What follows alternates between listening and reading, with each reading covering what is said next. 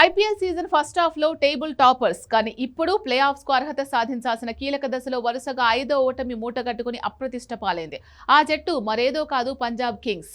మొన్నటి వరకు title favourite అనుకున్న జట్టును ఇప్పుడు పాపం పంజాబ్ కింగ్స్ అనే పరిస్థితికి వచ్చింది. నిజానికి పంజాబ్ గెలిచే మ్యాచ్ లో ఓడిపోతోంది. గురువారం నాటి మ్యాచ్ లో 3 ఓవర్లకు 50 పరుగులు సాధిస్తేనే ముంబై గెలుస్తుంది.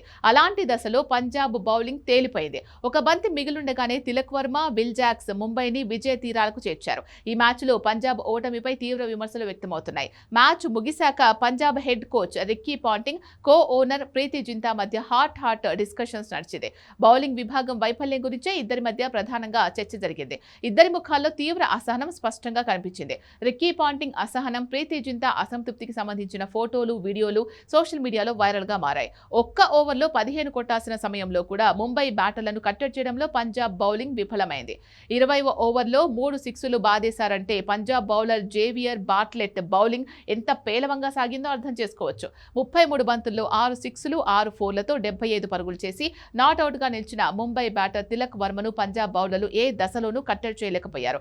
బౌలర్ల వైఫల్యంతో భారీ లక్ష్యాన్ని కాపాడుకోలేక కీలక మ్యాచ్లో చేతులెత్తేసి ప్లే ఆఫ్స్ అవకాశాలను పంజాబ్ కింగ్స్ క్లిష్టం చేసుకుంది. లీగ్ మ్యాచ్లో ముంబై 6 వికెట్ల తేడాతో పంజాబ్ పై గెలిచింది. టాస్ ఓడిన పంజాబ్ 20 ఓవర్లలో 200 పరుగులు స్కోర్ చేసింది. తర్వాత ముంబై 19.5 ఓవర్లలో 205 రన్స్ స్కోర్ చేసి నెగ్గింది.